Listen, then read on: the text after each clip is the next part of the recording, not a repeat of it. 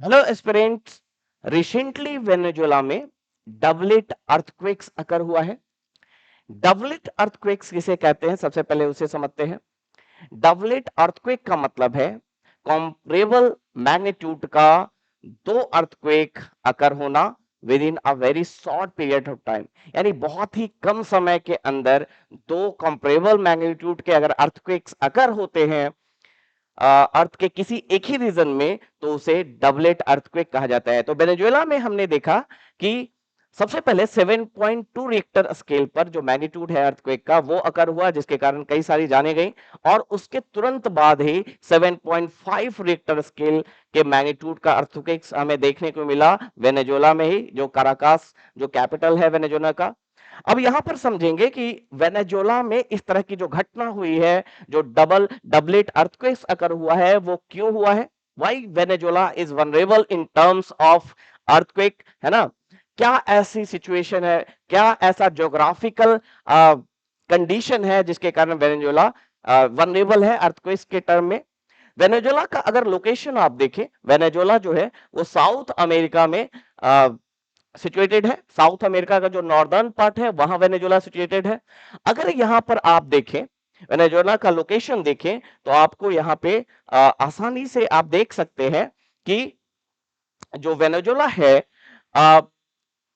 It's lies between two plates. एक Caribbean plate है जो कि आपको यहां पे दिख रहा होगा, और दूसरा साउथ अमेरिकन प्लेट है। तो south American plate is a major plate, but Caribbean plate is a minor plate. और इन दो प्लेट्स के बीच में मूवमेंट हो रही है। अब यहां पे समझते हैं कि प्लेट्स के बीच में जो बाउंड्रीज होती है उसमें तीन तरह की मूवमेंट होती है: convergence, divergence and transform movement, है ना।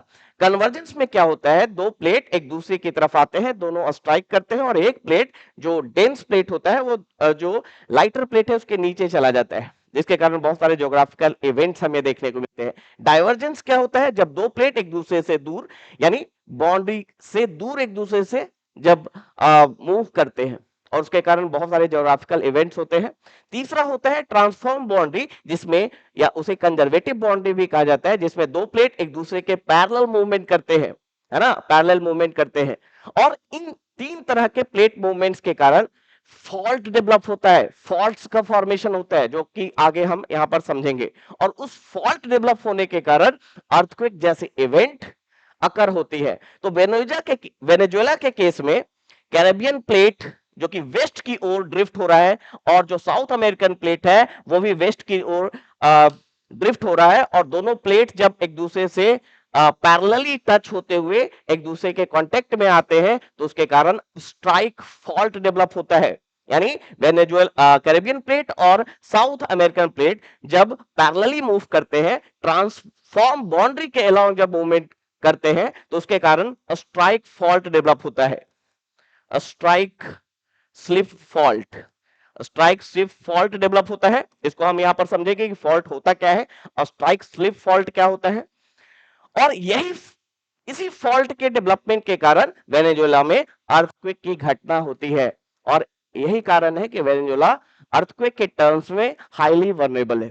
यहां पर समझेंगे हम, यहां पे आपको समझ में आ चुका है कि यहां पे कैरेबियन प्लेट जो कि वेस्ट की तरफ ड्रिफ्ट हो रहा है, और पीछे से जो साउथ अमेरिकन प्लेट है वो इसके पैरेलली टच होते हुए मूवमेंट कर रहा है, जिसके कारण ये ट्रांसफॉर्म बाउंड्री का फॉर्मेशन हो रहा है, और उसके कारण स्ट्राइक स्लिप फॉल्ट डेवलप हो रहा है, और उस फॉल्ट के कारण अर्थक्वेक्स अकर हुआ है। और ये जो स्पेशल टाइप का जो ज्योग्राफिकल इवेंट है डबलेट अर्थक्वेक्स, उसका भी कारण है strike slip fault.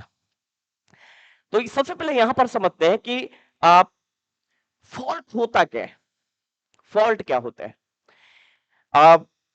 when there is a development of cracks, है ना, cracks in a rock slab, किसी रॉक स्लैब में जब क्रैक्स डेवलप होता है ना, किसी रॉक स्लैब में जब क्रैक्स डेवलप होता है, और उस क्रैक्स के अलोंग मूवमेंट जब स्टार्ट होती है, रिलेटिव मूवमेंट जब स्टार्ट होती है, कोई रॉक है उसमें क्रैक डेवलप हुआ और उसका एक पार्ट दूसरे पार्ट के रिलेटिव मूव करने लगता है, तो उसे ही फॉल्ट कहा जाता है। यानी क्रैक्स जो रॉक्स में डेवलप हुआ है, और ये क्रैक्स डेवलप क्यों हुआ? ये ट्रांसफॉर्म मूवमेंट के कारण, जो शियर फोर्स अप्लाई हुआ, जिसके कारण है ना, एक प्लेट जब दूसरे प्लेट के रिलेटिव मूवमेंट करता है तो इस पे शियर फोर्स लगाता है।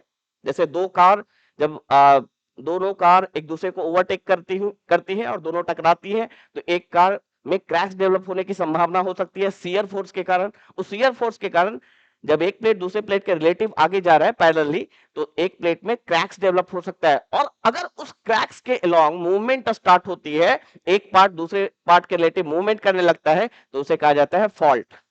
तो ट्रांसफॉर्म जो प्लेट मूवमेंट है उसके कारण स्ट्राइक स्लिप फॉल्ट एक डेवलप होता है, इसको हम यहां पर समझेंगे। तो फॉल्ट क्या है? जब क्रैक्स के अलोंग मूवमेंट स्टार्ट हो जाए दो पार्ट्स के अलोंग, तो उसे फॉल्ट कहते हैं। फॉल्ट तीन तरह के हो सकते हैं। नॉर्मल फॉल्ट,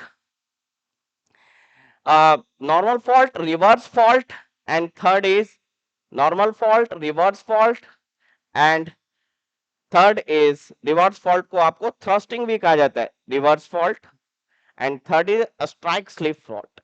तो वेनेजुला के केस में जो फॉल्ट डेवलप हुआ है वो स्ट्राइक स्लिप फॉल्ट है, इसे हम यहां पर समझेंगे। नॉर्मल फॉल्ट का मतलब जब फॉल्ट लाइन के अलोंग एक पार्ट दूसरे पार्ट के रिलेटिव, मैंने क्या बताया फॉल्ट क्या है? जब क्रैक्स के अलोंग मूवमेंट स्टार्ट होती है, क्रैक्स डेवलप हुआ, दरारें उत्पन्न हुई, और उसके अलोंग जब मूवमेंट होती है तो उसे ही फॉल्ट कहते हैं।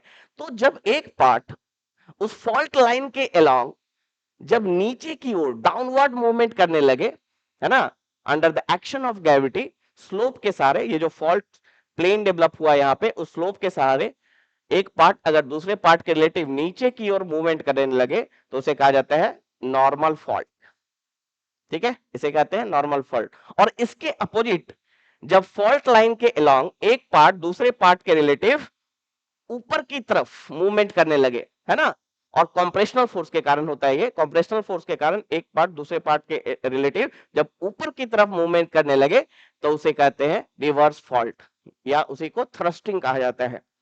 थर्ड होता है स्ट्राइक स्लिप फॉल्ट, जो कि ट्रांसफॉर्म बाउंड्री के अलोंग होता है। ट्रांसफॉर्म बाउंड्री मींस जब एक प्लेट दूसरे प्लेट के रिलेटिव पैरेलली मूव करे, तो जो शियर फोर्स है उसके कारण फॉल्ट डेवलप होता है। और उस फॉल्ट में होता क्या है, एक पार्ट, है ना, जो फॉल्ट लाइन है, एक पार्ट दूसरे पार्ट के से रिलेटिव हॉरिजॉन्टल मूवमेंट होने लगे। जैसे एक पार्ट है, फॉल्ट डेवलप हुआ बीच में, और एक पार्ट दूसरे पार्ट के लॉन्ग हॉरिजॉन्टल मूवमेंट होने लगे, तो उसे कहा जाता है स्ट्राइक स्लिप फॉल्ट।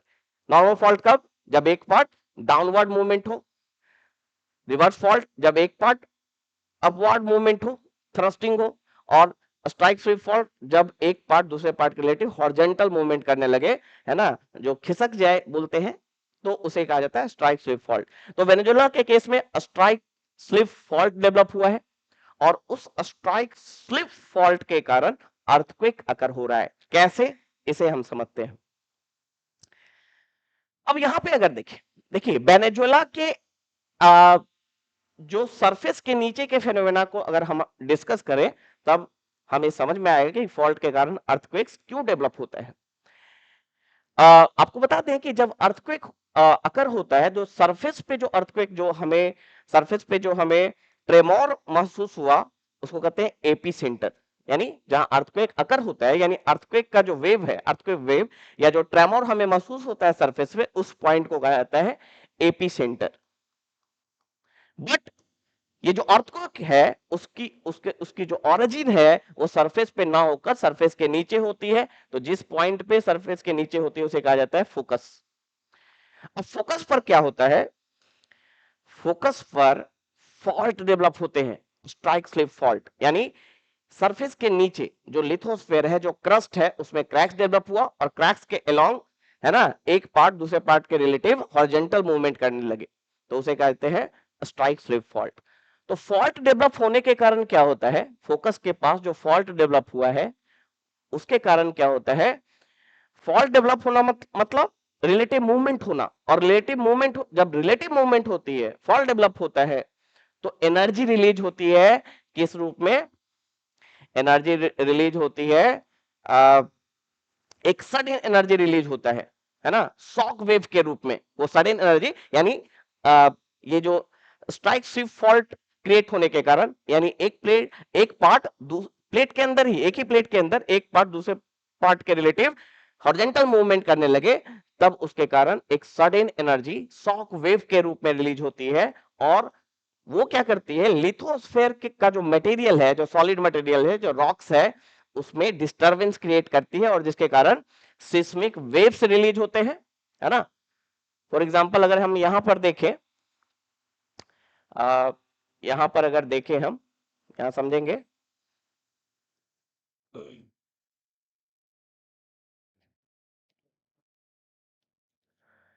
जैसे इस सरफेस पे एपिसेंटर है, जहां पे हमने अर्थक्वेक को फर्स्ट टाइम एक्सपीरियंस किया, ट्रेमर्स को फर्स्ट टाइम एक्सपीरियंस किया, बट उसकी जो ऑरिजिन है वो नीचे कहीं पर लिथोस्फेयर में हमें इसका ऑरिजिन देखने को मिलता है। यानी अर्थक्वेक का ऑरिजिन कहां पर है, लिथोस्फेयर में नीचे, जिसे फोकस कहते हैं।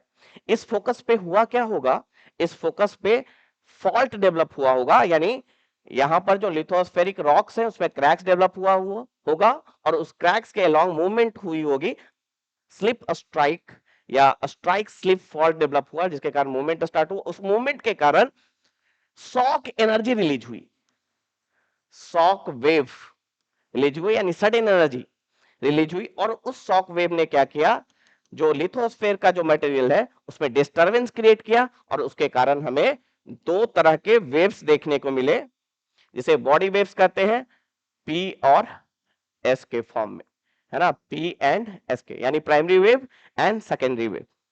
यानी शॉक वेव ने क्या किया, लिथोस्फेयर के मटेरियल में डिस्टरबेंस क्रिएट किया, जिसके कारण वेव्स क्रिएट हुए, है ना, वेव्स एनर्जी रिलीज हुई पी और एस वेव्स के रूप में।